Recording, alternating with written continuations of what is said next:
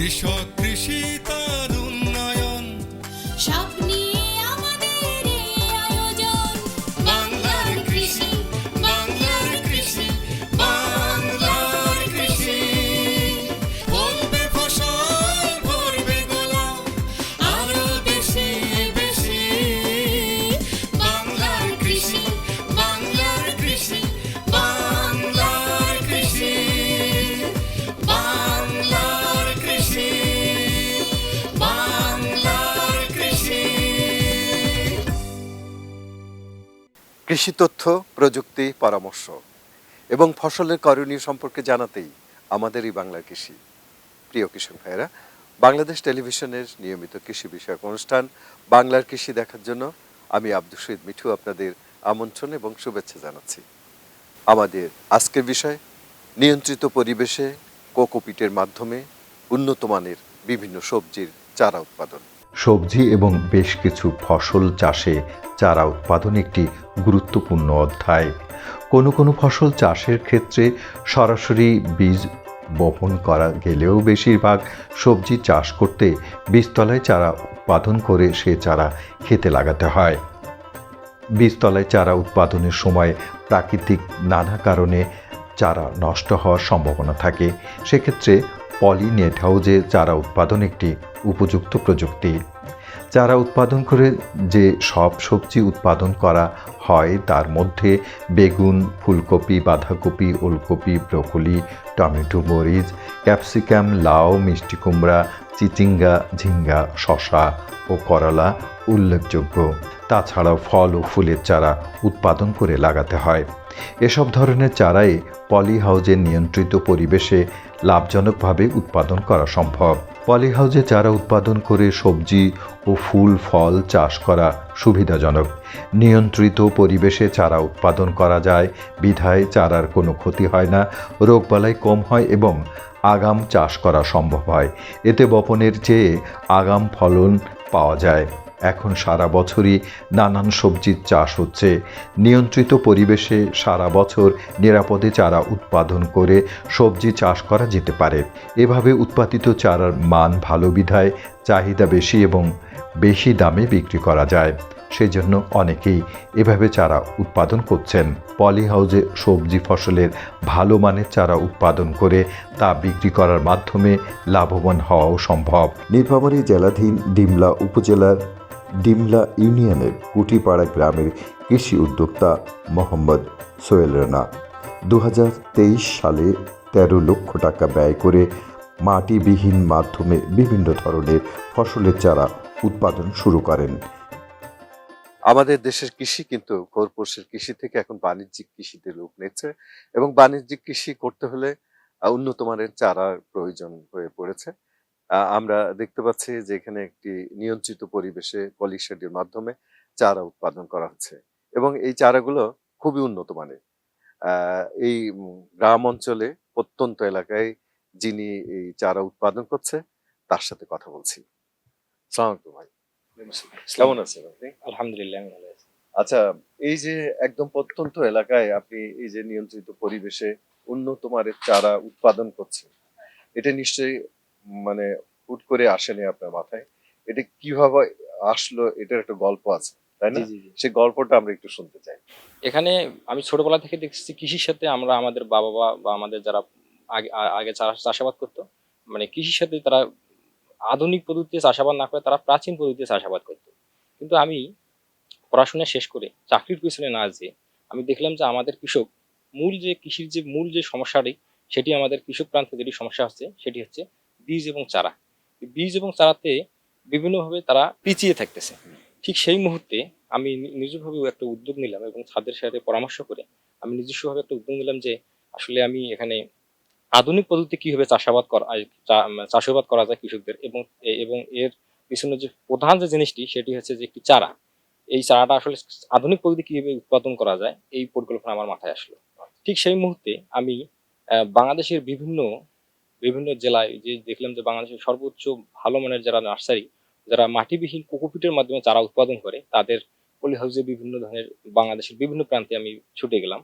দেখলাম যে আসলে তারা মানে মাটিবিহীন চারা কোকোপিটের মাধ্যমে উৎপাদন করতেছে।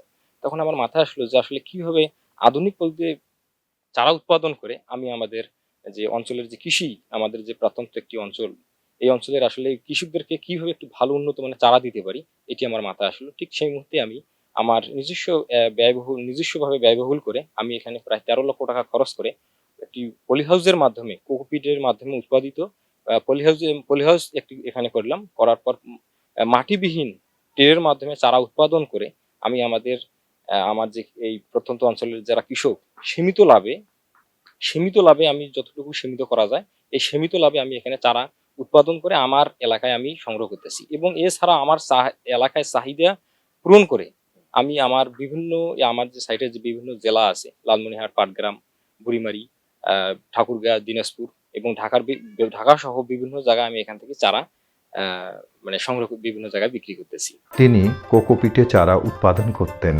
নেট হাউস পেয়ে তার সুবিধা অনেক হয়েছে। তিনি বর্তমানে প্রায় 50 জাতের সবজি ও ফুলের চারা উৎপাদন করছেন। এভাবে চারা উৎপাদন বেশ লাভজনক বলে তিনি জানান। সবজি চারা উৎপাদনের জন্য একটু উঁচু দোআঁশ ও বেলে দোআঁশ মাটি উপযোগী। বীজতলায় বীজ ছড়ানোর পূর্বে বীজ শোধন করে নিতে হয়। ছিটিয়ে বা সারি করে বীজ বপন করা যায়। চারা গজানোর পর চারাকে কুয়াশা, বৃষ্টি ও রৌদ্র থেকে রক্ষার জন্য উপরে পলিহাউস করে দিতে হয়। তাতে রোদ, বৃষ্টি, আলো, বাতাস নিয়ন্ত্রণ করা যায়। এতে ভালো চারা সহজে উৎপাদন করা যায়। আমার মনে হয় এটা ভালো হচ্ছে আর কি। আগের সে চাকরি না করে যে এই শাক সবজি বা এই যে একটা এই যে পলি হাউসের উদ্যোক্তা নিয়েছে, এখন অনেকটা ভালো হয়েছে আর কি। অনেক কর্মসংস্থান হয়েছে আর কি। সার্বিক পরিচর্যা করলে ভালো চারা পাওয়া যায়। বীজ বপনের 18 থেকে 20 দিনের মধ্যে চারা রোপণ বা বিক্রির উপযোগী হয়। বীজতলার বীজ বপনের পূর্বে অবশ্যই বীজ শোধন করে নিতে হয়, অন্যথায় কচি চারা রোগ আক্রান্ত হতে পারে। বীজ আক্রান্ত হলে চারা নাও গজাতে পারে। গজানোর পর আক্রান্ত হলে চারা নেতিয়ে পড়ে। একটু বড় হওয়ার পর আক্রান্ত হলে চারা দুর্বল হয়ে পড়ে। চারা রোগে আক্রান্ত হলে বিশেষজ্ঞের পরামর্শ মোতাবেক ব্যবস্থা নিতে হয়। ডিমলা উপজেলার কুটিপাড়া গ্রাম সবজি গ্রাম নামে খ্যাত।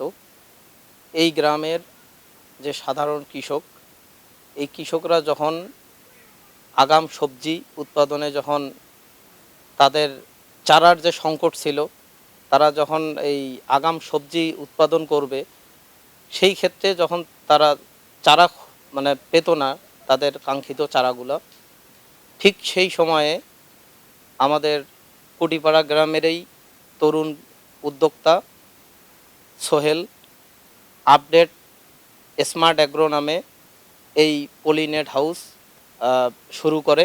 তিনি বিভিন্ন সময়ে আমাদের কৃষি অফিস এবং আমাদের সাথে যোগাযোগ রাখে। এ পর্যায়ে আমরা তাকে সহযোগিতা করি এবং তার ব্যক্তিগত উদ্যোগে, ব্যক্তিগত আর্থিক ব্যবস্থাপনায় তিনি এই আজকের এই update smart agro pollinate house বাস্তবে আজকে রূপ নিয়েছে। তো এই অত্র অঞ্চলের কৃষকেরা আগাম এই অঞ্চলটিতে বিশেষ করে বাঁধাকপি, ফুলকপি, মূলা, আগাম শাকসবজি তারা উৎপাদন করে, কিন্তু তারা কাঙ্ক্ষিত চারাটা তাদের পেত না। এমতো অবস্থায় আজকের এই আপডেট স্মার্ট অ্যাগ্রো তিনি বিভিন্ন ধরনের শাকসবজির যে চারা এবং নিয়ন্ত্রিত পরিবেশে কোকোপিটের মাধ্যমে উন্নত পর্যায়ের চারা তিনি উৎপাদন করতেছেন এবং অন্যান্য এলাকার তুলনায় এবং এখানকার যে যোগাযোগ এবং তারা অল্প সময়ের মধ্যে এসে এখান থেকে বিভিন্ন অঞ্চল থেকে এই চারা নিয়ে যাচ্ছে এবং এই চারাগুলো তিনি অল্প পরিমাণ লাভে, অর্থাৎ এলাকার লোকদের কথা চিন্তা করে তিনি প্রতি চারা 1 টাকা 80 পয়সা থেকে 70 পয়সা এইরকম রেটে উনি ছেড়ে দিচ্ছে।